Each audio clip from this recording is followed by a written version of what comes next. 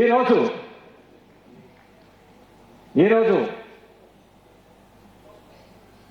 మన మొట్టమొదటి భారతదేశ ప్రధాని జవహర్లాల్ నెహ్రూ గారి జయంతి నవంబర్ 14. దీనిని బాలల దినోత్సవంగా భారతదేశం అంతా జరుపుకుంటుంది. కానీ వాస్తవంగా భారతదేశం అంతా కేవలం బాలలకు మాత్రమే పరిమితమైన దినం కాదు. ఇది భారతదేశంలో ప్రజలందరికీ, ప్రతి ఒక్కరికి చెందిన దినము. ఎందుకంటే ఈరోజు భారతదేశంలో మొట్టమొదటిసారి 80 సంవత్సరాల క్రితం వైజ్ఞానిక దృక్పథం అనే అంశాన్ని ప్రచారం చేసి, పరిచయం చేసి, దాని గురించి వివరించిన వ్యక్తి మన మొదటి ప్రధాని జవహర్లాల్ నెహ్రూ గారు. డిస్కవరీ ఆఫ్ ఇండియా పుస్తకంలో 1946లో ఇందిరాగాంధీ గారికి రాసిన లేఖల్ని డిస్కవరీ ఆఫ్ ఇండియా కింద ప్రకటించారు ఆ పుస్తకం. అందులో రాశారు, వైజ్ఞానిక దృక్పథం అంటే, వైజ్ఞానిక ఆలోచన అంటే ఇది కేవలం సైన్స్కు మాత్రమే పరిమితమైనది కాదు.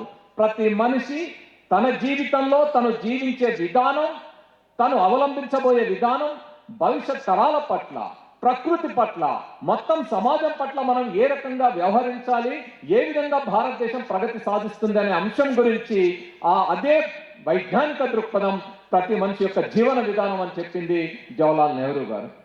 ఈ సందర్భంగా నేను అతిశయోక్తి కాదనుకుంటా. జవహర్లాల్ నెహ్రూ గారు గనక మొదటి ప్రధాని కాకపోయి ఉంటే భారతదేశం మరొక పాకిస్తాన్, మరొక ఆఫ్ఘనిస్తాన్ అయ్యుండేది మత ఉన్మాదుల చేతుల్లో. ఆయన వైజ్ఞానిక దృక్పథం కలిగిన వ్యక్తి కాబట్టే, నాయకుడు కాబట్టే, దార్శనికుడు కాబట్టే మొట్టమొదట భారతదేశం స్వతంత్రం రాగానే ఆయన 2 అంశాల మీద కేంద్రీకరించాడు. ఒకటి, ఇది ప్రజాస్వామ్య దేశం. ఈ ప్రజాస్వామ్య దేశం స్వావలంబన సాధించి తన కాళ్ళ మీద తాను నిలబడాలి. అదేవిధంగా ప్రపంచంలోనే అత్యధిక జనాభా కలిగిన దేశంగా, ఒక పెద్ద ప్రజాస్వామిక దేశంగా ఎదగాలి. 2 లక్షలు వైజ్ఞానిక దృక్పథం, ప్రజాస్వామ్యం. ఆ 2 ఈ రోజుకి భారతదేశంలో కొనసాగుతున్నాయి 80 ఏళ్ల స్వతంత్ర భారతంలో. అంటే అది జవహర్లాల్ నెహ్రూ గారి కృషి, ఆయన వేసిన మార్గం. వైజ్ఞానిక దృక్పథం గురించి మనం మాట్లాడుకుంటాం. మన ముందు ఐఐసిటి రిటైర్డ్ చీఫ్ సైంటిస్ట్ మన లింగయ్య గారు ఉన్నారు, ఆస్ట్రానమీ, అదేవిధంగా ఆంధ్ర యూనివర్సిటీ అనేక మంది నాయకులు ఉన్నారు, సైంటిస్టులు ఉన్నారు. మొట్టమొదటిసారి భారతదేశానికి స్వతంత్రం రాగానే భారతదేశం సైంటిఫిక్ గా ఎదిగితే మాత్రమే the one and only solution science and technology ఏ దేశ అభివృద్ధికైనా అని చెప్పిన నెహ్రూ చెప్పడమే కాదు, దానికోసం బాటలు వేశారు. ఆ రోజు ఆయన బాటలు వేసిన ఫలితమే ఈ రోజు మనం చూస్తే ఐఐటీస్ నెహ్రూ గారు స్థాపిస్తే, టెక్నోక్రాట్స్ ఎదగాలి, మన భారతదేశం తన కాళ్ళ మీద తాను నిలబడాలంటే ఆయన ఐఐటీ స్థాపించారు. ఇప్పుడేమంటున్నారు ఐఐటీస్ లో టెక్నోక్రాట్స్ ఎదుగుతారు, రీసెర్చర్స్ అవుతారు, సైంటిస్టులు అవుతారు అనుకుంటే ఐఐటి బాబా కుంభమేళ.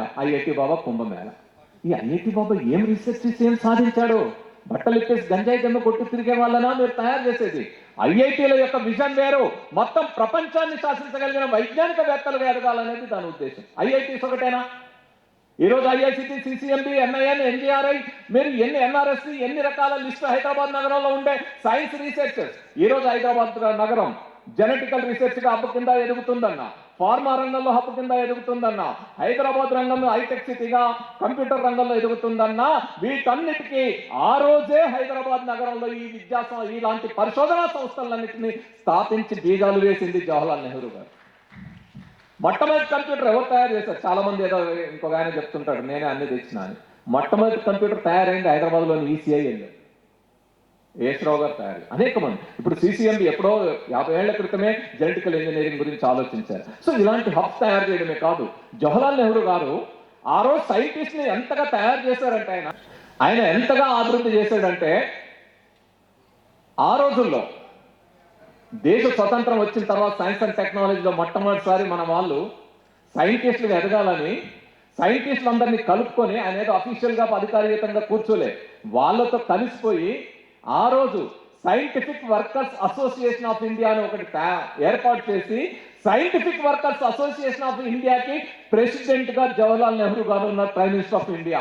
ఆ విధంగా సైంటిస్టులు వాళ్ళతో పాటు కూర్చొని నడిపించాడు. అందుకే ఇస్రో వచ్చింది, అందుకే బాబా అటామిక్ రీసెర్చ్ సెంటర్ వచ్చింది, అందుకే విక్రమ్ సారాభాయ్, హోమీ జే బాబా లాంటి అనేక మంది సైంటిస్టులు తయారయ్యారు. ఈ రోజు మనం చంద్రయాన్ 3 ఇవన్నీ వేస్తున్నామంటే డిఆర్డిఓలు, మిసైల్స్, ఇవన్నిటికి కూడా మూలం అక్కడ పడింది.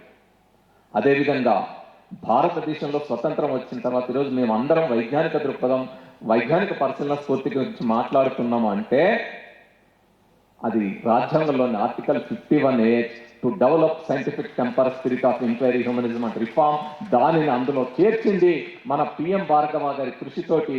ఆ ఆర్టికల్ అందులో రావడానికి కారణం మన ప్రధాని, ఆనాటి ప్రధాని ఇందిరాగాంధీ గారు. ఈరోజు మనం February 28 నేషనల్ సైన్స్ డే అంటున్నాం. నేషనల్ సైన్స్ డే కూడా ప్రారంభించింది రాజీవ్ గాంధీ గారు. అందుకనే భారతదేశం, తెలంగాణ, ఏ రాష్ట్రమైనా అభివృద్ధి చెందాలి, మానవాభివృద్ధి జరగాలన్నా కేవలం ఇన్ఫ్రాస్ట్రక్చర్ తోటే జరగదు. మానవ మేధస్సు ఎదగాలి, మన విద్యార్థులు వైజ్ఞానికంగా ఎదగాలి, యువత వైజ్ఞానికంగా ఎదగాలనే ఉద్దేశంతో ఈ సైంటిఫిక్ తెలంగాణ స్ట్రాంగర్ ఇండియా అనే పేరుతోటి మేము ఈ కార్యక్రమాలు నిర్వహిస్తా ఉన్నాం.